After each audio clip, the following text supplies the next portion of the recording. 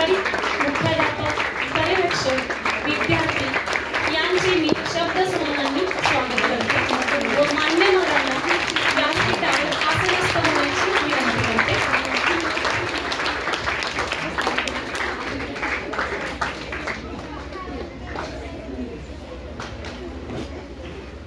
आजच्या कार्यक्रमाचे प्रमुख अतिथी माननीय डॉक्टर श्री आशिषजी चेपुरे सर, मानसोपचार तज्ञ, लातूर यांचे हार्दिक हार्दिक स्वागत.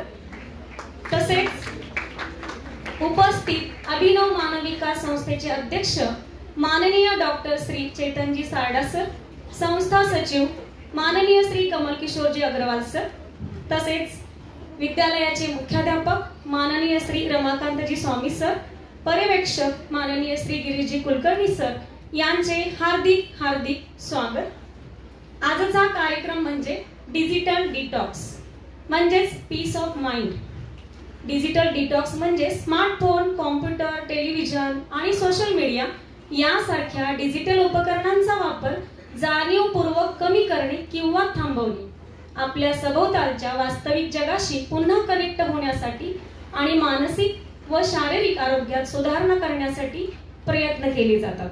याविषयी मार्गदर्शन करण्यासाठी लाभलेले आजचे हे प्रमुख अतिथी म्हणजेच कार्यक्रमाचे प्रमुख मार्गदर्शक माननीय डॉक्टर श्री आशिषजी चेपुरे सर यांचा सत्कार करण्याची विनंती मी संस्थेचे अध्यक्ष माननीय डॉक्टर श्री चेतनजी सारडा सर यांना करते.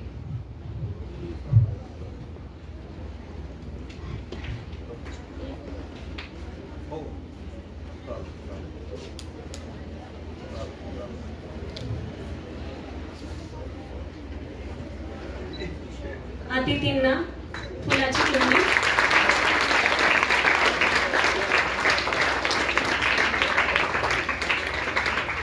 स्मरणिका तसेच शालेय समितीचे अध्यक्ष माननीय श्री अतुलजी देवगावकर यांचे पुस्तक देऊन सन्मानित करण्यात येत आहे. धन्यवाद सर. यानंतर विद्यालयाचे मुख्याध्यापक माननीय श्री रमाकांतजी स्वामी सर यांना मी आजच्या कार्यक्रमाचे प्रास्ताविक करण्याची विनंती करते. विद्यार्थ्यांना आज तुमच्या समोर डिजिटल डिटॉक्स असा एक कार्यक्रम मार्गदर्शन या अनुषंगाने होणार आहे. बसल्यापासून तुम्हाला प्रश्न पडेल असेल की हे नेमकं काय डिजिटल डिटॉक्स. तसं तर पोद्दार मॅडमने तुम्हाला सांगितलेलं आहे पीस ऑफ माइंड म्हणून. या दोन्हीचा संबंध आहे. त्या दोन शब्दाचा व्यवस्थित अर्थ कळल्यानंतर आज तुम्हाला काय शिकायला मिळणार ते कळेल. डिजिटल म्हणजे सगळ्यांना माहित आहे, बरोबर आहे. डिजिटच्या माध्यमातून आपले हे जे डिव्हाइसेस आहेत सगळे, कॉम्प्युटर असेल, मोबाईल असेल, बरेच काही घड्याळ वगैरे निघालेले, त्याला आपण डिजिटल म्हणतो. ते डिजिटच्या त्याच्यामध्ये जो डेटा असतो, माहिती संकलन, ते अंकाच्या माध्यमातून सगळं साठवलेलं असतं, म्हणून त्याला आपण डिजिटल म्हणतो. आणि डिटॉक्स, टॉक्सिक म्हणजे काय, विषारी. डिटॉक्स करणं म्हणजे ते विष कमी करणं, अनावश्यक गोष्टी काढून टाकणं. डिजिटल डिटॉक्स म्हणजे डिजिटलच्या माध्यमातून जे आपल्यामध्ये काही विष भिनू लागले, तुम्हाला अंदाज आला असेल, मग मोबाईलचा अतिरेक असेल किंवा स्क्रीन टाइम आपला खूप वाढलेला आहे, त्यातून आपलं जे मानसिक आरोग्य बिघडू लागले, शारीरिक आरोग्य जे बिघडू लागले, तर ते आरोग्य सुधारणं याच्यासाठी हा एक असा कार्यक्रम आहे, मार्गदर्शन आहे. कारण बऱ्याच आजाराचं मूळ मनापासून पण असतं. कारण संत तुकारामांनी म्हटलेलं आहे, तुकाराम महाराजांनी, मन करारे प्रसन्न सकळ सिद्धीचे कारण. मन प्रसन्न असेल तर सगळ्या गोष्टी आपल्याला साध्य होतात. पण हे मोबाईल वगैरे वापरून आपलं मन अगोदर बिघडू लागले. खरं तर त्याचा इतका अतिरेक झालेला आहे. अति सर्वत्र वर्जेत हे जे म्हटलंय ते मोबाईलच्या किंवा ह्या अनुषंगाने विसरून गेलो. त्यातून आपल्या स्वास्थ्यावर जो परिणाम होत आहे तो होऊ नये, आपलं आरोग्य चांगलं राहावं, यासाठी डॉक्टर साहेब जे काम करतात. आजचे प्रमुख अतिथी तुम्हाला जे काही मार्गदर्शन करणार आहेत डॉक्टर आशिष चेपुरे सर, सायकियाट्रिस्ट आहेत, म्हणजे मानसोपचार तज्ञ, मनावर उपचार करतात आणि त्यातून शरीरावर उपचार करतात. डॉक्टर साहेब अतिशय प्रसिद्ध आहेत, सामाजिक कार्यातही मोठं योगदान आहे. अधूनमधून लोकमतमध्ये आपल्याला कधीतरी ऐकायला मिळतं प्रसंगोपात की मोबाईलच्या अतिरेकी वापरामुळे काय होतं, किंवा व्यसनाधीन लोकांना व्यसनातून मुक्त करणं, कुठल्याही माणसाच्या वर्तनात काही बदल झाले तर त्याच्या पाठीमागे जे काही मानसिक कारण असतात ते शोधून ते दूर करणं आणि चांगलं आरोग्य त्यांचं सुधारणं, अशा पद्धतीचं कार्य माननीय आशिषजी चेपुरे सर करतात. विद्यालयात आले, मी सुरुवातीला त्यांचं या ठिकाणी हार्दिक स्वागत करतो आणि यानंतर चेपुरे सरांना विनंती करतो की आपण विद्यार्थ्यांना मार्गदर्शन करावं. विशेषतः आजच्या या कार्यक्रमासाठी आवर्जून आपले डॉक्टर, आपल्या संस्थेचे अध्यक्ष माननीय डॉक्टर चेतन सारडा सर अतिशय कामात व्यस्त असतात, तरीही अशा वेळी तुमच्यासाठी येतात. त्याचबरोबर आपल्या संस्थेचे सचिव आदरणीय कमल किशोरजी अग्रवाल सर दोघेही उपस्थित झालेले आहेत. म्हणून आपण दोघांचं आणि डॉक्टर साहेबांचं हार्दिक स्वागत करतो आणि चेपुरे सरांना विनंती करतो की आपण मार्गदर्शन करा. धन्यवाद sir. Hello, good morning. How is the जोश? तुम्ही Uri the surgical strike picture नाही बघितलाय? बघितलाय ना? मग हाउ इज द जोश म्हटल्यावर काय म्हणायचं असतं? हा, हाउ इज द जोश? हाउ इज द जोश? हाउ इज द जोश? That's the good answer. Good morning सगळ्यांना परत एकदा. So thank you so much Shrikrishna Somani school मध्ये मला बोलवल्याबद्दल. आज अध्यक्ष डॉक्टर चेतन सारडा सर, सचिव कमल अग्रवाल सर, मुख्याध्यापक स्वामी सर. मला माहिती आहे ही शाळा खूप हंबल आणि साधारण बॅकग्राऊंड मधून येणाऱ्या मुलांचं सोनं घडवण्याचं काम करते. मी खूप ऐकलं या शाळेबद्दल ह्या अगोदर सुद्धा, आणि मला सरांच्या अतुल देऊळगावकर सरांच्या माध्यमातून सरांनी मला संपर्क केला की तुमचं हे कॅम्पेन चालू आहे आणि तुम्ही आमच्या स्कूलमध्ये येऊन मुलांशी बोलता का? तर मी त्वरित होकार दिला आणि आज आपण इथे जमलेलो आहोत. तर माझं नाव डॉक्टर आशिष चेपुरे आहे. मी मानसोपचार तज्ञ आहे, लातूर येथे प्रॅक्टिस करतो. आणि आमची इंडियन सायकॅट्रिक सोसायटी म्हणजे मानसोपचार तज्ञांची जी संघटना आहे त्याच्याकडून हे गाव तेथे मानसोपचार, कारण मानसिक आजार आणि मानसोपचाराबद्दल आपल्या समाजात खूप गैरसमज आहेत. पण मन आणि शरीर हे दोन्ही आपल्या आरोग्याचे खूप महत्वाचे भाग आहेत. आणि जर मन आजारी पडलं तर शरीर देखील आजारी पडतं, शरीर आजारी पडलं तर मन देखील आजारी पडतं. म्हणून मानसिक आरोग्याकडे लक्ष देणं हा आपला सगळ्यांचा खूप महत्वाचा रोल आहे, महत्वाची जबाबदारी आहे. आणि त्यासाठी प्रत्येक गावागावामध्ये मानसिक आजारांबद्दल आणि मानसिक आरोग्याबद्दल जनजागृती व्हावी म्हणून आम्ही सगळे मानसोपचार तज्ञ मिळून आपापल्या ठिकाणी हे अभियान राबवत असतो. सो या वर्षी आम्ही थीम ठरवली की डिजिटल डिटॉक्स. कारण आपल्या सगळ्यांना माहिती आहे आपल्या घरामध्ये एक नवीन मेंबर आलाय. ठीक आहे, आपण आई वडील, तुम्ही, तुमचे भाऊ बहीण, आजी आजोबा घरामध्ये राहता, परंतु एक अदृश्य मेंबर आपल्या घरामध्ये घुसलेला आहे आणि त्यांनी सगळ्यांच्या मनाचा, शरीराचा ताबा घेतलेला आहे. दिवस रात्र त्याच्याशिवाय आपण राहू शकत नाही. तुम्ही सांगू शकता कोण आहे हा मेंबर? बरोबर, राईट. तर आता मी तुम्हाला काही प्रश्न विचारणार आहे तुमच्यामध्ये येऊन, आणि मुलांनी पटपट उत्तर द्यायचे. त्यांनी नाही दिलं तर मी उभं करणार आहे. ठीक आहे.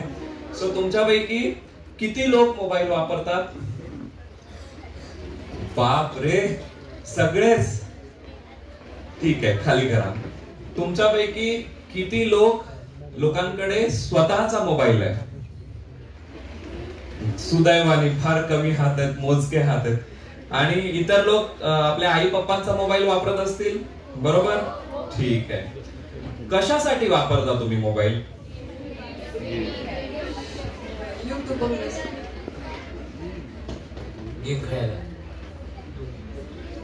इकडे विचारूया मुलींमध्ये.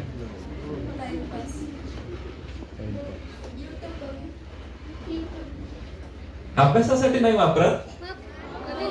सरप्राईज आहे. मी मागच्या शाळेमध्ये एका गेलो होतो, मला सगळ्यांनी एकदम आदर्श उत्तर दिले.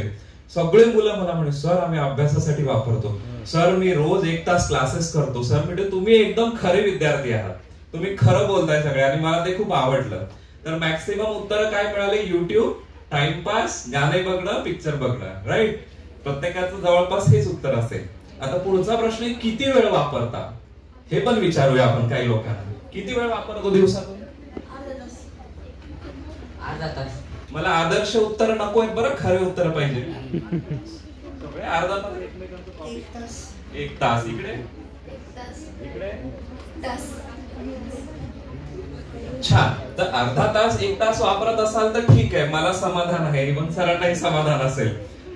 पण तुमच्या आजूबाजूला किंवा तुमच्यापैकी दिवसातला अर्धा वेळ मोबाईलवर घालवणारे काही विद्यार्थी माहित असतील तुम्हाला? हो, सगळ्यांना माहित आहे. स्वतःहून कोणी सांगणार नाही, पण सगळ्यांना माहिती आहे. बरोबर? तर अशी पण मुलं आहेत ना आपल्याकडे. तर मग ते मुलं नेमकं त्यांच्या आयुष्यात काय करतात, त्यांच्या आयुष्यात त्यांच्या मानसिकतेवर काय परिणाम होऊ शकतो, हे पण आपल्याला बघायचंय. आणि तुमचं एक सरप्राईज आहे तुमच्या सगळ्यांसाठी. मी ती स्लाइड पुढे आल्यावर मी सांगेल. ते खूप छान सरप्राईज आहे आणि तुम्हाला खूप आवडेल. So slide change. तर आता मला काय म्हणायचंय, आता हे का वापरतो, कोण वापरतो, किती वेळ वापरतो, हे सगळं आपल्याला माहिती आहे. आणि मॅडमनी मगाशी सुरुवात करताना पण सांगितलं की कसं आज ह्या सगळ्या टीव्ही, स्क्रीन, मोबाईल, लॅपटॉप ह्या गोष्टींचा वापर वाढलाय. तर आपल्याला काय व्हायचंय, स्क्रीन स्मार्ट व्हायचंय. कुणालाही मोबाईलचा वापर बंद करा किंवा मोबाईल दूर ठेवा आणि फक्त पुस्तकं वापरा किंवा मोबाईल, टीव्ही तुम्ही बघूच नका असं आम्ही सांगत नाही. आम्ही स्मार्ट बनायला सांगतोय. त्याचा योग्य वापर योग्य वेळी योग्य कामांसाठी जर आपण करायला शिकलो तर ते आपल्यासाठी चांगलं ठरणार आहे. तुम्ही सगळ्यांनी दुधारी तलवार हा शब्द ऐकला असेल, डबल एज स्वॉर्ड हा शब्द ऐकला असेल. मराठी नाही माहिती, इंग्लिश माहिती. ठीक आहे, काय अर्थ होतो त्याचा कोणी सांगू शकतं? म्हणजे पूर्वी तलवार वापरायची युद्धामध्ये. आता आजकाल आपल्याकडे शस्त्र जे आपल्याला माहिती आहे सगळ्यांना, तुम्ही गेम खेळणाऱ्या मुलांना माहित असेल, AK-4 रायफल माहित असेल सगळ्यांना, AK-47. तर AK-47 दुधारी शस्त्र आहे. कसं आहे, जर पोलिसांच्या हातात दिलं किंवा एखाद्या सैनिकाच्या हातात दिलं तर ते जीव वाचवण्यासाठी वापरतील. पण एखाद्या टेररिस्टच्या हातात दिलं तर ते जीव घेण्यासाठी वापरतात. राईट? सो शस्त्र एकच आहे, पण त्याचा वापर कोण कसा करतो ह्याच्यावर ते शस्त्र कामाचं आहे की नाही हे ठरतं. तसंच मोबाईल हे देखील एक दुधारी शस्त्र आहे. मोबाईल, लॅपटॉप, टीव्ही स्क्रीन हे देखील एक दुधारी शस्त्र आहे.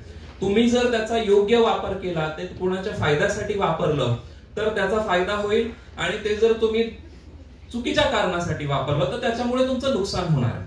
म्हणून त्याचा अतिशय जबाबदारीने वापर करणं हे आवश्यक आहे आपल्या सगळ्यांसाठी. नेक्स्ट. ओके, सो आता तुमच्याकडून उत्तर मला मिळाले, रिअलिस्टिक प्रॅक्टिकल उत्तर मिळाले. आता स्टॅटिस्टिक्स काय सांगतात बघूया. नेक्स्ट. तर अर्धा तास 1 तास म्हणणाऱ्या मुलांचं खरं मानावं की नाही हा मला प्रश्न पडलाय. कारण स्टॅटिस्टिक्स हे सांगतात की आज भारतातले मुलं, टीनेजर्स दिवसातला 4 तास मोबाईलच्या स्क्रीनवर घालवतात. आणि रेकमेंडेशन काय आमचं, जे काही आमच्या आरोग्य संघटना आहे, WHO आहे, इंडियन अकॅडमी ऑफ पीडियाट्रिक्स आहे लहान मुलांची, किंवा सायकेट्रिस्टची संघटना आहे, ह्या सगळ्यांचं रेकमेंडेशन आहे की 2 तासापेक्षा कोणीही मोबाईल वापरायचा नाही. लहान मुलांनी नाही आणि मोठ्या लोकांनी पण नाही. आणि हे जर लिमिट आपण क्रॉस करू, ऑलरेडी लिमिट क्रॉस झालंय. 2 तास रेकमेंडेशन आहे, 4 तास लोक वापरतायत आणि त्याचे नुकसान आज सगळीकडे बघायला मिळतात आपल्याला. पेपरमध्ये आपण न्यूज वाचतो की स्मार्टफोन दिला नाही म्हणून आई वडिलांची भांडणं, किंवा मुलांनी आई वडिलांसोबत भांडणं केले आणि पुढे सो काहीतरी झालं. मुलगा घरातून निघून गेला, त्यांनी काहीतरी सुसाईड सारखा प्रयत्न केला, गेम खेळायला पैसे दिले नाहीत किंवा ऑनलाईन टाकायला पैसे दिले नाहीत म्हणून काहीतरी झालं, अभ्यासात फेल झाला. अशा सगळ्या गोष्टी रोज आपण वाचत असतो. तुम्ही न्यूजपेपर वाचता की नाही मला माहित नाही, पण आम्हाला तर ह्या गोष्टी खूप सिरियसली ऐकायला मिळतात. आता असे मध्ये मध्ये मी किस्से सांगेन तुम्हाला की माझ्याकडे खूप सारे पेशंट येत असतात. दर आठवड्याला असे 7-8 तर मुलांना त्यांचे पालक घेऊन येतात. काय झालंय, नाही हा खूप मोबाईल वापरतो, शाळेत जायला नकार देतोय आजकाल. माझ्याकडे एक मुलगा होता, आमचे मित्रच आहेत, त्यांचा मुलगा होता, तो अक्षरशः दिवसभर फक्त मोबाईलवर, वडिलांनी त्याला तात्पुरतं गेम खेळ म्हणून दिला आणि आता तो 9 ते 10 तास फक्त मोबाईलवर घालवायला लागला. हळूहळू आई वडिलांशी बोलणं बंद झालं, रूम बंद करून, दार बंद करून बसायला लागला, जेवण खाणं कमी झालं, वजन कमी झालं. आणि मग नंतर एके दिवशी वडिलांनी त्याला सांगितलं की आज मी तुला मोबाईल देणार नाही. त्यांनी हातातला मोबाईल फोडून टाकला. 20-25 हजाराचा, 30 हजाराची वस्तू त्यांनी अक्षरशः तिथल्या तिथे जागेवर फोडून टाकली. त्याचा चुराचुरा झाला आणि तो शाळेत गेल्या 5-6 महिन्यांपासून गेला नव्हता. आई वडिलांना वाटलं नाही ठीक आहे आपण त्याचे लाड करतोय, पण त्याची परिस्थिती आता खूप गंभीर झाली होती आणि घरातल्या वस्तू तोडफोड करण्यासोबत आई वडिलांना मारण्याबरोबर पण तिथपर्यंत त्याची मजल गेली होती. मग ते माझ्याकडे आले. आम्ही त्यांना सांगितलं की कदाचित ह्याला औषधोपचार चालू करावा लागेल त्याचा आक्रमकपणा कंट्रोलमध्ये आणण्यासाठी. आणि आम्ही त्याला औषधोपचार चालू केले, पण तो औषधे घ्यायलाही तयार नव्हता. आणि नाईलाजानी आमचे पुण्यातले एक मानसोपचार तज्ञ डॉक्टर भूषण शुक्ला सर, जे लहान मुलांचे खास मानसोपचार तज्ञ आहेत, त्यांच्याकडे मी पाठवलं आणि सरांनी त्याला ऍडमिट करायला सांगितलं. म्हणजे एवढ्या लहान मुलाला, तो 8वीतला विद्यार्थी होता, तुमच्याच वयाचा. तुमचं वय किती आता? 14 वर्ष. तर 13-14 वर्षाचा तो मुलगा, आणि त्याला नाईलाजाने ऍडमिट करण्याची पाळी आमच्यावर आली. आणि ऍडमिट किती दिवस केलं आम्ही? कोणी गेस करू शकतं? त्याला आम्हाला 3 महिने ऍडमिट करावं लागलं पुण्यामधल्या एका हॉस्पिटलमध्ये, विदाऊट आई वडील. आई वडिलांना सोबत, कारण 3 महिने कुणाचे आई वडील तिथे राहू शकणार नाही. तर 3 महिने आम्हाला त्याला रिहॅब मध्ये ठेवावं लागलं. आणि 3 महिन्यानंतर मग तो आल्यानंतर त्याला त्याच्या चुकांची जाणीव झाली. मधल्या काळात आई वडील जेव्हा भेटायला जायचे, त्याचे पुस्तकं घेऊन गेले. मग त्यांनी हळूहळू तिथे अभ्यास चालू केला. आणि मग त्याच्या लक्षात आलं की आपण खूप मागे पडलोय आपल्या मित्रांच्या. माझे मित्र तर सगळे पुढे गेले, आता 8वीतले 9वीत जातील आणि मी 8वीतच राहणार आहे, कारण मला येत काहीच नाही. मी माझा सगळा वेळ मोबाईल मध्ये घालवलाय. हळूहळू त्याची झोप सुधारली, हळूहळू त्याचं बिहेवियर सुधारलं, त्याला त्याच्या चुका लक्षात यायला लागल्या, आक्रमकपणा त्याचा कमी झाला. त्यांनी आई वडिलांची माफी मागितली आणि तो स्वतःहून नंतर म्हणाला की आई पप्पा, जर मी परत मोबाईलच्या असा आहारी गेलो तर मला परत ऍडमिट करायला तुम्ही मागे पुढे बघू नका. मला जर खरंच गरज असेल तर मला खरंच ऍडमिट करा. म्हणजे हा फरक पडला, पण त्याच्यासाठी एवढी मोठी किंमत आपल्याला चुकवावी लागली. तुमच्यापैकी किती दिवस आई वडिलांना सोडून 3 दिवस एकटे राहू शकता? खूप कमी लोक राहू शकतात, नाही राहत ना? तर त्याला आता करतात तर 3 महिने राहायचं का मग हॉस्पिटलमध्ये? 3 महिने हॉस्पिटलमध्ये, जिथे फक्त तुम्ही एकटेच असणार तुमच्या रूम मध्ये. तुमच्यासारखी मुलं कदाचित असतील किंवा वेगवेगळ्या आजारांची मुलं असतील. तर मी भीती दाखवत नाहीये, मी ही रिअलिस्टिक स्टोरी सांगतोय. आणि अशी वेळ आम्ही खूप वेळा बघतोय, अशी वेळ खूप पालकांवर येते, खूप मुलांवर येते. त्यामुळे आपण हे डिजिटल डिटॉक्स कसं करायचं, काय करायचं आणि का केलं पाहिजे हे शिकायचंय आपल्याला. So phones, tablet, TV, laptop, gaming console, नाव वेगवेगळं असू शकतं. कुणी म्हणेल फोन आम्ही फक्त अभ्यास करण्यासाठी वापरतो, टॅबलेटवर माझा क्लास येतो, ट्युशन क्लास येतो, टीव्हीवर ठीक आहे, टीव्हीवर एज्युकेशनल मटेरियल तेवढं येत नाही. आमच्या घरी स्मार्ट टीव्ही आहे, मग आम्ही टीव्हीवर लावून बघू. मग लॅपटॉप मध्ये माझे सगळे अभ्यासाचे व्हिडिओ आहेत. आणि गेमिंग कॉन्सोल तर गेमिंग साठी वापरतो. कुठे मी वापरतो तेवढा? दिवसातून थोडाच वेळ तर वापरतो. थोडा वेळ वापरलं तर काय बिघडलं गडे, असेही विचारणारे मुलं आम्हाला वेळोवेळी सापडतात. तर मला वाटतं तुमच्यापैकी मोस्ट ऑफ द लोक मोबाईलच जास्त वापरत असतील. टीव्ही बघता कोणी जास्त दिवसभर टीव्ही समोर बसतं? नाही ना? ठीक आहे, ओके. सो आता मी जसं सांगितलं दुधारी तलवार, सो हेल्पफुल युजेस काय आहेत स्क्रीनचे हे फक्त लक्षात ठेवायचे तुम्हाला. हेल्पफुल आहे ऑनलाईन लर्निंग, जर तुम्हाला शिकायला मिळत असेल तर. जसं काही क्लासेस, स्कूल काही होमवर्क वगैरे देत असेल तर ते होमवर्क करण्यासाठी मोबाईल वापरायचा आहे. काही स्किल बिल्डिंग ऍप्स, काही ऍप्स येतात ज्याच्यावर वेगवेगळे स्किल्स तुम्ही शिकू शकता, जसं म्युझिक, काही गिटार शिकवणारे ऍप आहेत, काही चेस खेळणारे ऍप आहेत. असे ऍप्स तुम्ही वापरू शकता ज्याच्यामुळे तुमचे स्किल्स बिल्ड होत आहेत. कशासाठी नाही वापरलं पाहिजे तर उगाच स्क्रोलिंग करत बसायचं. युट्यूबवर पण खूप रील्स वगैरे बघायला मिळतात, शॉर्ट्स असतात आणि त्यामध्ये स्क्रोलिंग मध्ये खूप वेळ वाया जातो आणि कधी ते तुमच्यावर पूर्णपणे तुम्ही आहारी जाता आणि ते जाळं फेकतात हे तुमच्या लक्षात पण येणार नाही. पूर्वी आम्ही जेव्हा वापरायला चालू केलं 2006-07 मध्ये सोशल मीडिया चालू झाली. मी माझ्या MBBS ला होतो तेव्हा. आणि तेव्हा ऑर्कुट नावाचं एक सोशल मीडिया ऍप होतं. खूप स्लो होतं, म्हणजे आजच्या फेसबुकच्या तुलनेत तर एवढं स्लो होतं की एक पेज उघडायला खूप वेळ पण लागायचा. हळूहळू त्या IT कंपन्यांना, त्या मोठ्या मोठ्या कंपनीजला लक्षात आलं की जेवढं छोटं आणि कमी वेळेचं कंटेंट बनवाल तुम्ही, तेवढा एखादा व्यक्ती त्याच्यावर जास्त अडकून राहतो, तेवढा जास्त हुकटअप होतो त्याला. म्हणून 15 मिनिटांचे व्हिडिओ, आधी 1 तासाचे व्हिडिओवरून ते 15 मिनिटांवर आले, 15 मिनिटांवरून 30 सेकंडवर आले आणि 30 सेकंडवरून आता 15 सेकंडवर आले. तर तुम्हाला कुणाला सांगितलं की 15 सेकंड पेक्षा मोठा व्हिडिओ हा बघायचा तर लोक लगेच कंटाळा करतात, कारण आपल्या ब्रेनची केमिस्ट्री जी आहे त्याचा त्यांनी गैरफायदा घ्यायला चालू केलं ह्या कंपनीजनी. जेवढे छोटे व्हिडिओ बनवाल तेवढा माणूस जास्त चिटकून राहील स्क्रीन. आणि मग अशा प्रकारे हे डूम स्क्रोलिंग आणि ह्या सगळ्या गोष्टींची चालू झाली. गेम्स मध्ये जास्तीत जास्त मसाला टाकायला चालू झालं, मग व्हायलंट गेम्सची सुरुवात झाली. मग कंपॅरिझन व्हायला चालू झालं की कोण जास्त तुमच्यापेक्षा चांगले फोटो टाकतं, कोण जास्त वेळ स्क्रीनवर राहतं, कोण कुठे गेल्याचे फोटो टाकतं, कोण किती जास्त फिल्टर वापरतो, कुणाचे फोटो जास्त चांगले दिसतात. म्हणजे तुम्हाला माहिती आहे चायनीज फोन्स जे आहेत विवो ओप्पो सारखे, हे सगळ्या फोन्सचे कॅमेरे तुमचे इमेजेस मॉडिफाय करून देतात, फ्लिप करून देतात. तुमचा रिअल एखादा व्यक्ती सावळा असेल तर त्याला गोरा करून देतात, एखादा व्यक्ती जाड असेल तर त्याला स्लिम करून देतात.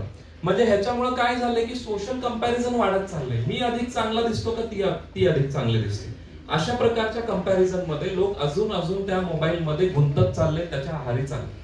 म्हणून ते हार्मफुल आहे, त्याच्या नादाला आपल्याला लागायचं नाही. तर सोशल कंपॅरिझन वरून एक स्टोरी सांगतो मी तुम्हाला. त्याच्या आधी मला तुमच्याकडून ऐकून घ्यायचंय की कुठल्या पद्धतीने तुम्हाला स्क्रीनची, मोबाईलची आतापर्यंत जेवढा तुम्ही वापर केलाय त्याची मदत झाली आणि कुठल्या प्रकारे त्यांनी तुमचं नुकसान केलंय, तुम्हाला डिस्ट्रॅक्ट केलंय. कुठून चालू करूया? थोडं मागे येऊ. ठीक आहे, आता मागच्या मुलांना विचारू. या रो मध्ये कोण सांगतं तुला कशी हेल्प केली स्क्रीन? हेल्पफुल आहे गेमिंग. हेल्प कशाने केली? स्टडीसाठी हेल्प केली आणि गेमिंग मुळे डिस्ट्रॅक्शन झालं. तू सांगू शकतो? स्टडीसाठी.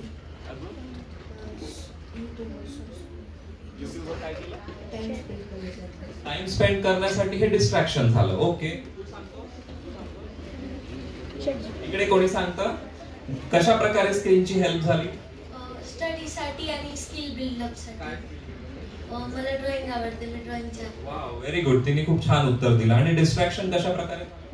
YouTube मुळे. कसं काय डिस्ट्रॅक्शन? व्हिडिओज. अजून कोणी सांगू शकतं? इकडे तू सांगते.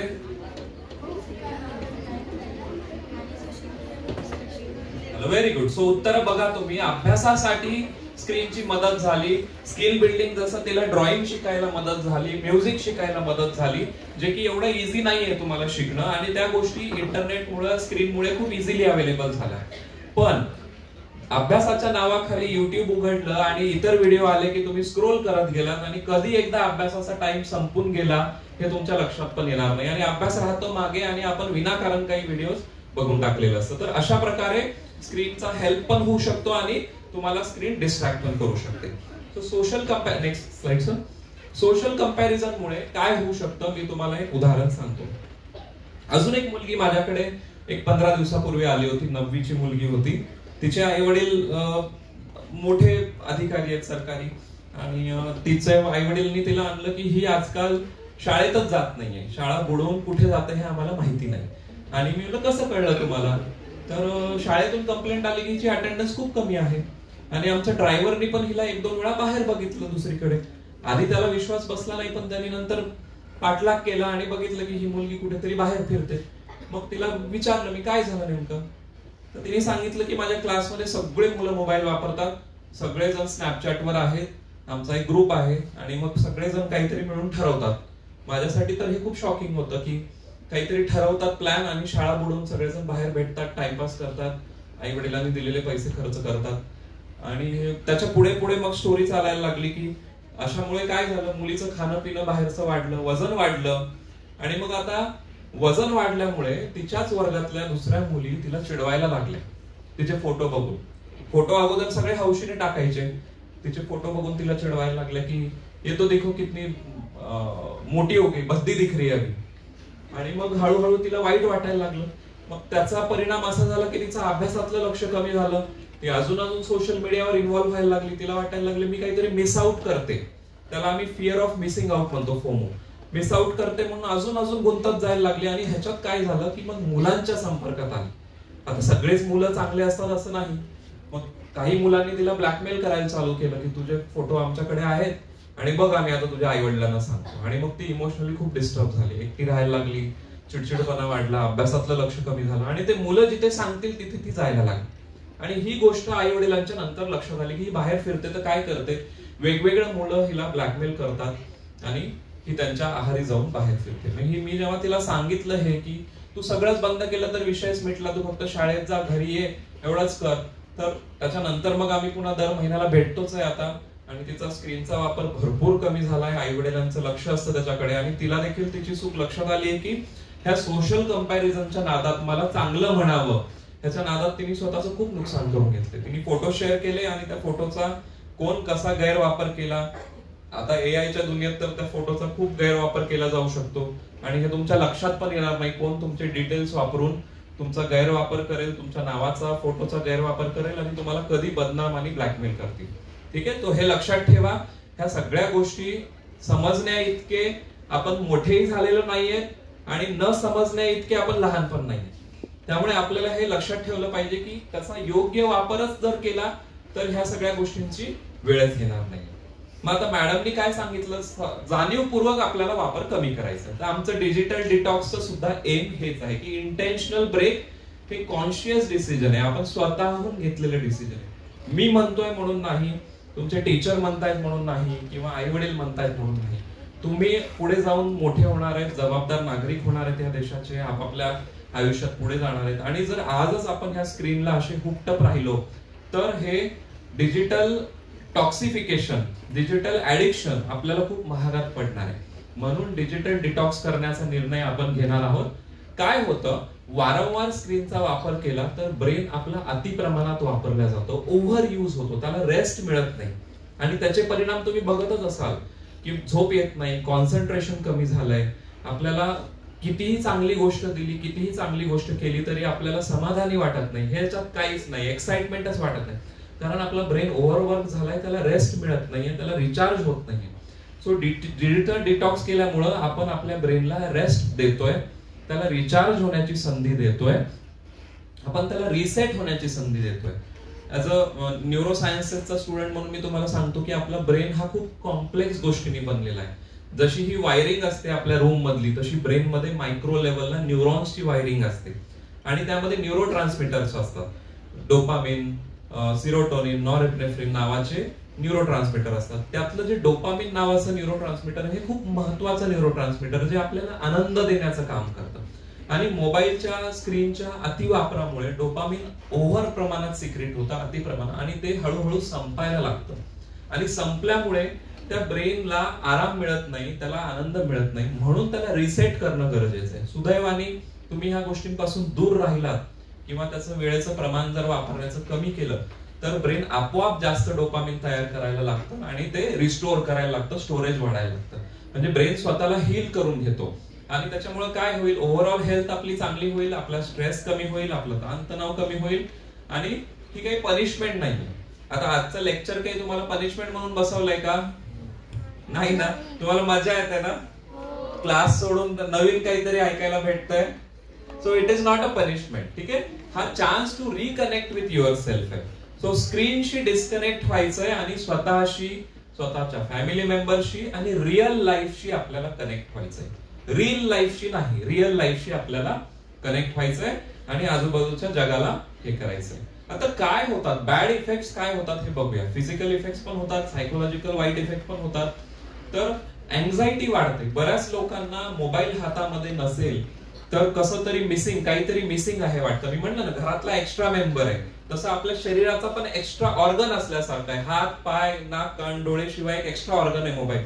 तो नसलं की कसं तरी मिसिंग होतं. काही लोकांना कुठे गेला माझा फोन, कुठे ठेवला, चार्ज झाला की नाही, फुल. आधी कुठे गेलो की पाहुण्यांच्या घरी गेलो की चार्जर आहे का हो तुमच्याकडे हे विचारतो आपण, मला चार्जिंगला द्या. आणि मग त्याच्यामुळे काय होतं, एक प्रकारची अँझायटी बिल्ड होते की मोबाईल आजूबाजूला नसेल तर आपल्यातली एखादी गोष्ट मिसिंग आहे असं वाटतं. आपण एजी फील करायला लागतो. कधी एकदा तो माणूस एक्सप्लोड होईल हे सांगता येत नाही आपल्याला. आणि याचं कारण असं असतं की नेहमी मला सोशल मीडियावर राहायला पाहिजे, दुसरे काय करतायत, हा फोटो टाकतोय, ती तिकडे जाते, तो हे करतोय, तर मी का नाही करायचं. तुम्ही बघितलं असेल गणपतीमध्ये प्रत्येकाने आपापल्या घरचे फोटो टाकले असणार आहेत गणपतीचे. कोणीतरी ते गणपती बाप्पाचं डेकोरेशन करताना लक्ष दिलं का, की मी काय केलंय, मी मनातून केलंय का? ते डेकोरेशन कडे लक्ष देण्यापेक्षा त्याचा फोटो आधी कसं मी टाकणार माझ्या मित्राला किंवा दुसऱ्याला दाखवणार, ह्याच्याकडे लक्ष दिलं सगळ्यांनी. ठीक आहे, तर असं नाहीये. आपण त्या गोष्टीमध्ये इन्व्हॉल्व्ह होऊन ते केली पाहिजे तर त्याची मजा येईल, त्याचा आनंद येईल. फटीग, मी सांगितलं की ओव्हर यूज मुळे फटीग व्हायला लागतो, नेहमी टायर्ड फील करायला लागतात. ब्लू लाईट, तुम्हाला सगळ्यांना माहितीये की ब्लू लाईट फिल्टर आजकाल चष्म्यांमध्ये पण यायला लागले. तर ह्या स्क्रीन्स मधून जी ब्लू लाईट इमिट होत असते ती ब्लू लाईट आपल्या मेंदूला फॉल्स सिग्नल देत असते. फॉल्स सिग्नल काय देते की सगळं अवेक आहे, सगळं चालू आहे, अवेक राहा, अवेक राहा, अवेक राहा. त्यामुळे लोकांची झोप खराब व्हायला लागली. ऍव्हरेज स्लीपिंग टाइम पूर्वी जो 6 to 8 hours होता, तुमच्या एज मध्ये ते 8 to 10 hours पाहिजे स्लीपिंग टाइम. तर तो 8 to 10 hours वरून 6 to 8 hours वर आलाय किंवा काही लोकांचा त्याच्यापेक्षा पण कमी आलाय. उशिरा झोपतायत, उशिरा उठतायत, त्यामुळे स्कूलचं टायमिंग ब्रेक होतो, ट्युशनचा टायमिंग ब्रेक होतो, सेल्फ स्टडीला वेळ मिळत नाही, चिडचिड वाढायला लागली, छोट्या छोट्या गोष्टींवर मुलं रिॲक्ट लवकर होतात. आई वडील नेहमी कंप्लेंट करतात आजकाल की पूर्वी आम्ही किती पेशंट होतो, जे सांगितलं ते ऐकायचो आई वडिलांनी. आजकालची मुलं ऐकत नाहीत, टीचर्सनी सांगितलं तरी चिडतात, उलट बोलतात, वस्तू फेकतात, त्यांना किंमत नाही आपण एवढं सगळं दिलेल्या गोष्टींची. आणि ह्याचा परिणाम आपल्या स्वतःवर कसा होतो की मग कॉन्फिडन्स कमी व्हायला लागतो. मी काही करत नाहीये, मी रिकामा बसलोय किंवा मी विदाऊट मोबाईल बसलोय म्हणजे मी वेस्ट आहे, मी कुठल्याच कामाचं नाही. बाकीचे लोक बघा किती मोबाईलवर टाइम स्पेंड करतायत, काय काय भारी भारी करतायत, आणि मी रिकामा बसलोय म्हणजे मी काहीच नाहीये. अशा प्रकारची एक फिलिंग येते. त्यामुळे इतरांपेक्षा कमीपणा वाटून घेण्याची टेंडन्सी वाढते. आणि या फिल्टर्स, फॉलोअर्स आणि फोमोच्या जगामध्ये आपण एकटे पडत चाललोय. आजूबाजूला लोक असले तर मोबाईल हा काही आपला true companion, true friend, true brother sister होऊ शकत नाही. तर आपण ह्या सगळ्या जगामध्ये हळूहळू कमी पडत चाललोय, एकटे पडत चाललोय. नेक्स्ट आता एवढं अवघड आहे का थांबवणं, का सोपं आहे, हे कसं करायचं? तर ह्याच्या मागे आहे बिहेव्हिअरल ऍडिक्शन मॉडेल. आता आज तुमच्या पिढीला किंवा 8th standard, 9th standard, 10th standard साठी डिजिटल डिटॉक्स घ्यायचं कारण काय? तर ऍडिक्शनचं मॉडेल जर तुम्हाला कळलं तर तुम्हाला पुढचे मोठे मोठे ऍडिक्शन टाळायला ह्याची खूप मदत होणार आहे. हे साधं ऍडिक्शन आहे. मी म्हणेल की मोबाईल सारखी साधी वस्तू जी एका कामाच्या कम्युनिकेशन वाढवण्यासाठी त्याचं इन्व्हेन्शन झालं आणि आज त्याचा पूर्ण मानवजातीचा त्यांनी कब्जा घेतलाय, त्याच्याशिवाय आपण आयुष्य जगू शकत नाही. पण जे व्यसनं आहेत, तुम्ही ऐकलं असेल, दारू, सुपारी, तंबाखू, गुटखा, स्मोकिंग, आणि अजून भयंकर भयंकर नाव आहेत, तुम्ही ऐकले असतील, cannabis, opioids, brown sugar, heroin, हे सगळे व्यसनं फार पूर्वीपासून मानवजातीला त्रास देत आले. आणि ह्या टेक्नॉलॉजीच्या अतिवापरामुळे अजून आपली तरुण पिढी त्याच्यामध्ये गुंतत चालली. मग हे व्यसन कदाचित त्या व्यसनाच्या दुनियेची पायरी म्हणून वापरल्या जाऊ शकतं. कारण एकदा तुमचा ब्रेन कुठल्याही गोष्टीच्या आहारी गेला, त्याला जर घसरगुंडी लागली आणि त्याला जर कंट्रोल नाही राहिलं तर हे ऍडिक्शन दुसरीकडेही पसरू शकतं आणि सहजपणे तुम्ही त्या व्यसनाच्या जाळ्यात पण अडकू शकता. म्हणून ऍडिक्शन कसं होतं हे देखील आपल्याला समजून घ्यायचंय. त्याचं एक मॉडेल आहे, व्हिडिओ प्ले करूया.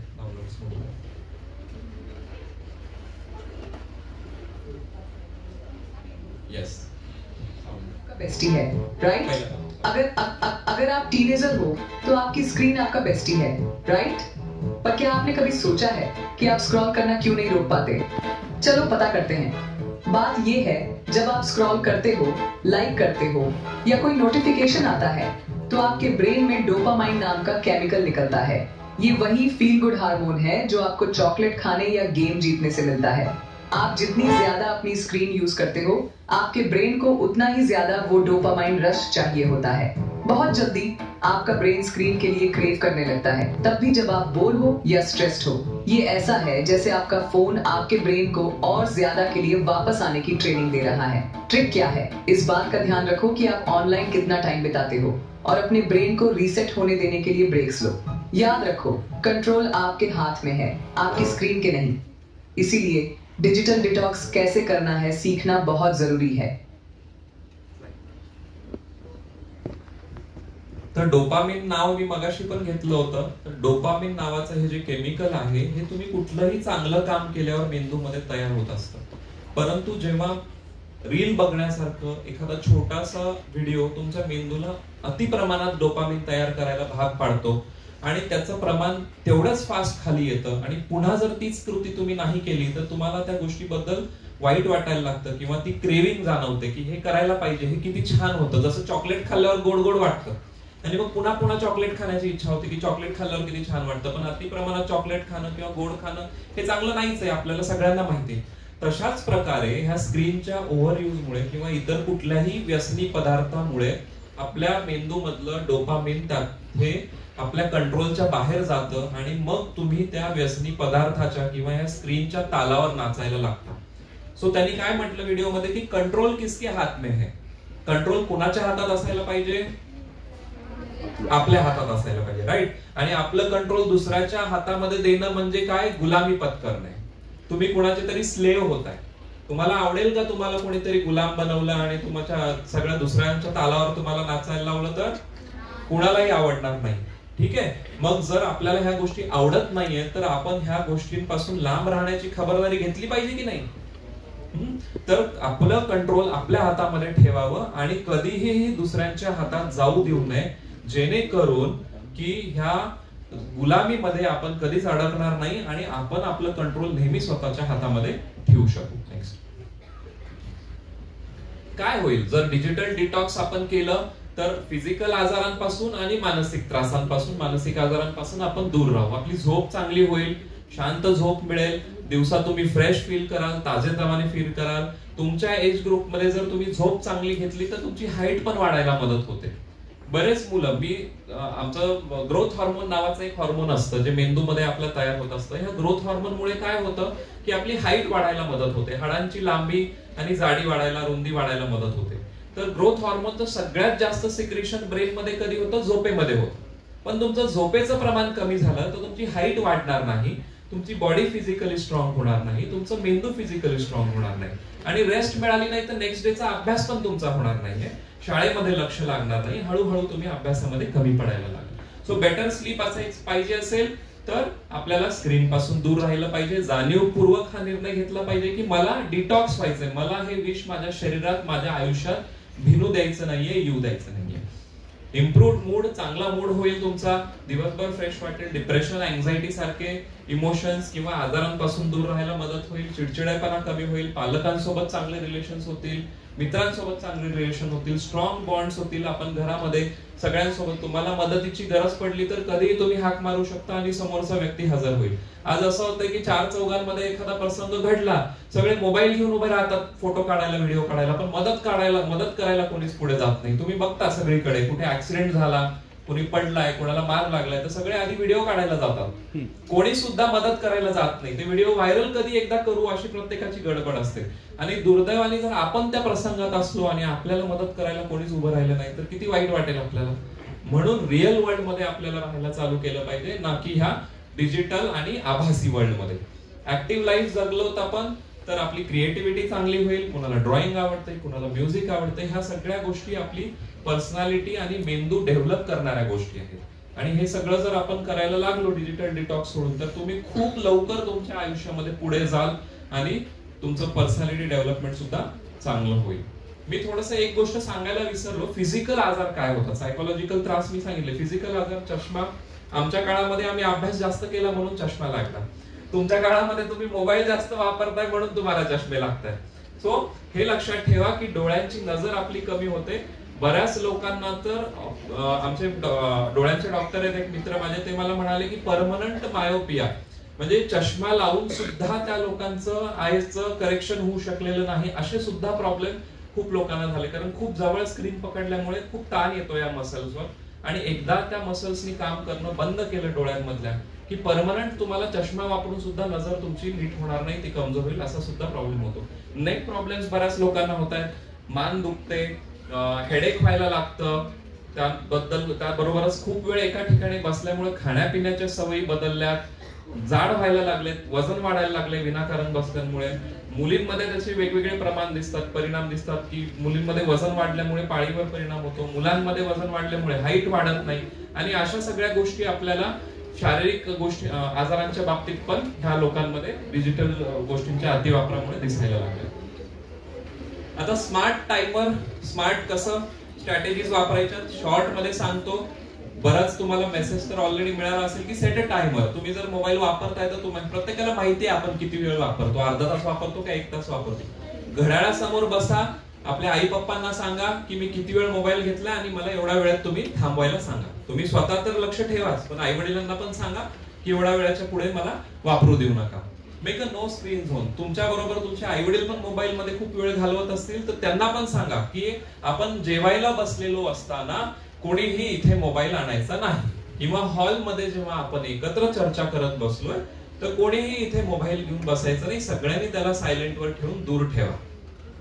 ऍक्टिव्ह हॉबीज, तुम्ही स्वतः विचारा घरच्यांना की मला हे पाहिजे, मला सायकल पाहिजे, मला बॅडमिंटनच्या रॅकेट्स आणून द्या, मला क्रिकेटची बॅट आणून द्या, बॉल. कारण ते बाहेर जायला कुठलेही पॅरेंट्स आज ह्या गोष्टीसाठी नाही म्हणणार नाही. आमच्या वेळेला वेगळं होतं. आमच्या वेळेला काय होतं की बाहेर गेला म्हणजे दिवसभर बाहेरच राहणार, हा काही खेळायला येणार, कारण घरात काहीच नसायचं. टीव्ही सोडून, तो पण त्यावेळेला फक्त दूरदर्शन यायचं. त्याच्यामुळे बाहेर जायचं म्हणलं की पालक नाही म्हणायचे, पण आज तुमच्यापैकी कुणाचेही पालक नाही म्हणणार नाही मोबाईल सोडून बाकीच्या ऍक्टिव्हिटीज साठी. आणि नाही म्हणत असतील तर सरांना सांगा, सर माझे आई वडील मला खेळायला नको म्हणतायत बाहेर ग्राउंडवर, त्यांना आपण नक्कीच गाईड करू.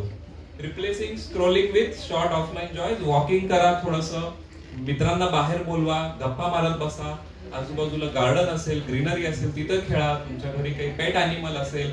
नाही काहीच करायचं तर एक छान झोप काढा, कारण झोप सुद्धा आज खूप मोठा प्रॉब्लेम झालाय. आणि नोटिफिकेशन्स बंद करा. बरेचसे छोटे छोटे ऍप्स आहेत ज्याचे नोटिफिकेशन्स येत राहतात आणि आपला ब्रेन परत परत तिकडे वळायला लागतो. सो आपण नोटिफिकेशन सुद्धा बंद करून टाकूया आणि डिजिटल डिटॉक्स मध्ये ह्याचा सुद्धा खूप महत्वाचा रोल आहे. आता काय होतं की कोणी म्हणेल सर मी मोबाईल कमी करायचा प्रयत्न केला पण मला जमलं नाही, मला खूप त्रास व्हायला लागला ते नाही मिळालं तर, माझी अँझायटी वाढायला लागली, मला स्ट्रेस यायला लागला. तर अशा वेळेला काही टेक्निक्स आहेत. बॉक्स ब्रीदिंग, ज्याला आम्ही म्हणतो की 4 सेकंड साठी इनहेल करायचं, श्वास मध्ये घ्यायचा, 4 सेकंड साठी होल्ड करायचा, एक्झेल करून परत 4 सेकंड थांबायचं. तर असे 10 ब्रेथ्स जर तुम्ही मोजून घेतले तर बऱ्याच प्रमाणामध्ये आपलं वेगल नर्व स्टिम्युलेशन होऊन आपली अँझायटी स्ट्रेस कमी व्हायला मदत होते आणि आपला ताण कमी होतो. डायरी लिहायची आवड असेल खूप लोकांना, डायरी लिहू शकता तुम्ही, स्वतःच्या मनातल्या भावना लिहून काढा, त्याच्यामुळे मन हलकं झाल्यासारखं वाटेल. कोणाला तरी बोला, मित्रांना बोला, मैत्रिणींना बोलवा, एक वेळ ठरवा की आज आपण इथे इथे या ठिकाणी बसून एक 15-20 मिनिटं बसूया, गप्पा मारूया, कोणाच्या लाईफ मध्ये काय चाललंय अदर दॅन सोशल मीडिया, आणि हे आपण डिस्कस करूया की घरी कोणाच्या काय बनलंय जेवायला, कोण काय आणतं, उद्या काय आणणार, तुम्ही ह्या सणासाठी काय करणार आहे, ह्या गोष्टी डिस्कस करूया. म्युझिक, काही लोकांना म्युझिकची आवड असेल, कुणाला गाणं म्हणण्याची आवड असेल, कुणाला काही वाद्य वाजवण्याची आवड असेल, नसेल तर शिकून घ्या, हीच संधी असते. पुन्हा पुढच्या आयुष्यात एकदा मोठं झालात की हे सगळं करण्याची परत संधी मिळत नाही, जी आजच मिळू शकते. आर्ट्स मध्ये लक्ष द्या, तुमचं जे काही क्रिएटिव्हिटी असेल, ड्रॉइंग, पेंटिंग, काही बनवणं, वस्तू, ओरिगामी वगैरे, ह्या सगळ्या गोष्टींकडे लक्ष देऊ शकता तुम्ही, जेणेकरून तुम्हाला तुमचा वेळ चांगल्या पद्धतीने घालवता येईल, तुमचे इमोशन्स चांगल्या पद्धतीने मॅनेज करता येईल. ओके, सो आता सगळ्यांना डाएट हा शब्दाचा अर्थ माहिती आहे की कोणी जाड झालं की, किंवा आपण ऐकतो ते सेलिब्रिटीज सांगतात टीव्हीवर आम्ही खूप डाएट करतो जेणेकरून आमचं शरीर फिट राहावं, सलमान खान सारखी बॉडी राहावी किंवा कतरिना कैफ सारखं स्लिम ट्रिम राहता यावं, म्हणून ते लोक डाएट करत असतात. सो आता आपल्याला असं डाएट तर सगळ्यांना माहितीये काय खायला पाहिजे, काय नाही खायला पाहिजे. सो आता डिजिटल डाएट तुम्हाला कळलंय का, जरा मी प्रश्न विचारतो, ठीक आहे. सो सगळ्यांना माहितीये की साखर जास्त खायला नाही पाहिजे, लहान मुलांचे दात किडतात म्हणून नाही खायला पाहिजे, मोठ्या लोकांमध्ये साखर खाल्ली तर डायबिटीस होतो म्हणून नाही खायला पाहिजे, राईट. तो आता ह्या डिजिटल डाएट मधली शुगर काय आहे, व्हॉट इज युअर शुगर, जी तुम्हाला अवॉइड करायची आहे? उत्तर लिहिलंय, जंक ऍप्स. जंक ऍप्सचं उदाहरण सांगू शकता का मला कोणी? YouTube,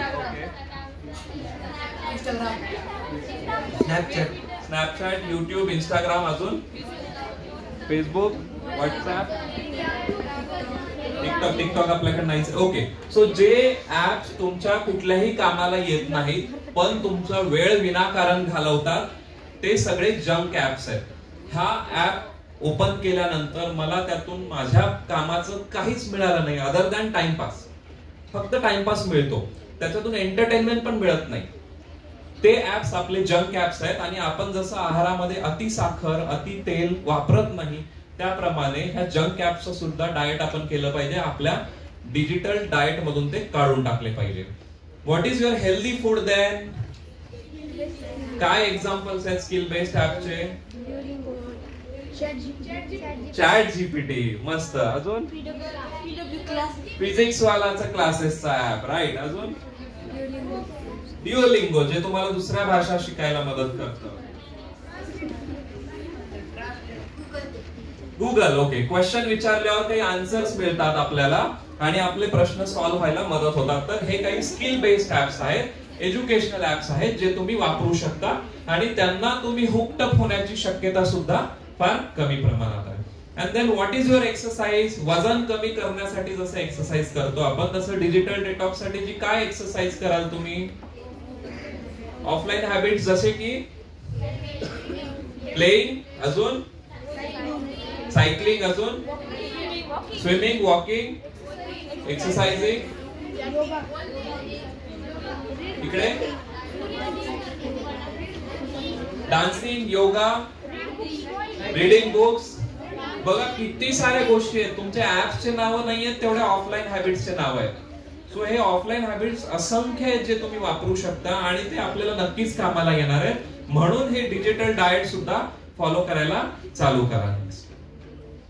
ओके, आता काय होतं बऱ्याचदा काही लोक मला सांगतात की सर आम्ही प्रयत्न केला पण नाही जमलं, मला 2 तासापेक्षा जास्त नाही जमलं, किंवा परत मी 15 दिवस नाही वापरला पण मला कोणीतरी सांगितलं की नाही ही गोष्ट बघायची आणि तेव्हापासून मी परत मोबाईलच्या नादाला लागलो. So sleeping is okay. आम्ही त्याला म्हणतो की घसरून पडतो आपण कधी कधी, पण उभारून परत चालण्यामध्ये शहाणपण आहे, right?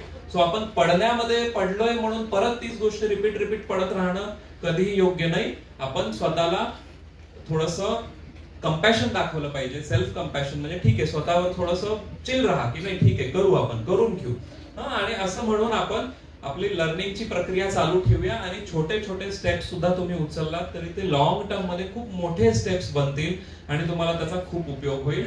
So failure to success is a big jump, but small steps will make it easy. चलो, तो आता एक खूप छान ऍक्टिव्हिटी आहे. तुमच्यातलीच एक टीम तुम्हाला एक स्किट परफॉर्म करून दाखवणार आहे आणि हेच तुमच्यासाठीचं सरप्राईज होतं. चलो टीम, कम ऑन.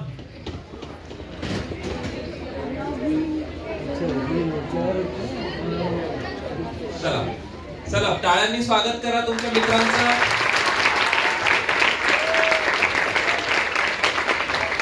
झोपेतून जागे झाले का सगळे? सो आपल्या ह्या छोट्याशा रोल प्लेचे ऍक्टर्स आहेत, मेन ऍक्टर्स आहेत कल्पेश आणि गौरवी, आणि बाकी सपोर्टिंग टीम आहे आपली. हे सगळं तुमच्या क्लासचंच चित्र आहे. काय होत असतं डेली बेसिसवर आपल्या क्लासमध्ये आपण तेच बघणार आहे. कल्पेश हा एक साधारण विद्यार्थी आहे. गौरवी ही सोशल मीडिया स्टार आहे तिच्या क्लासची.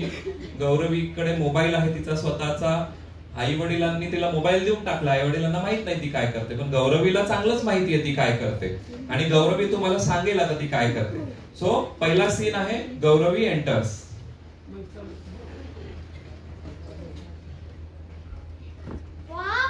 माझे व्हिडिओज किती छान आले. आता मी याला अपलोड करते. येस, सगळीकडे अपलोड झाले. वाव,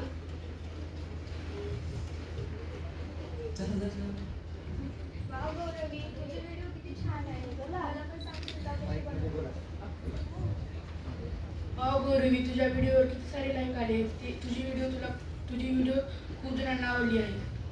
वाव गौरवी, तुझे खरी इंस्टाग्रामची स्टार आहेस. वाव गौरवी, तुझ्या व्हिडिओला खूप ट्रेंडिंग मिळालेला आहे, मिलियनवर व्ह्यूज गेलेले आहेत. वाव गौरवी, तुझे व्हिडिओ खूप छान आहे. वाव गौरवी, मी तर तुझी खूप मोठी फॅन झालेली आहे. वाव गौरवी, तुला किती लाईक आले. आता येतो आपला दुसरा स्टार. तर सगळे तुम्ही बघितलं की गौरवीची फॅन फॉलोइंग किती मोठी आहे. ती इंस्टाग्रामची स्टार नाहीये तर तिच्या क्लासची पण स्टार आहे. तिची फॅन फॉलोइंग एवढी मोठी आहे. आणि आता येतो आपला कल्पेश. कल्पेशला काय म्हणतात बघूया. अरे कल्पेश, तू किती बोरिंग आहेस. बघ ती गौरवी, तिचे खूप सारे फॅन फॉलोअर्स आहेत. सोड ना, आपण नंतर बघूया.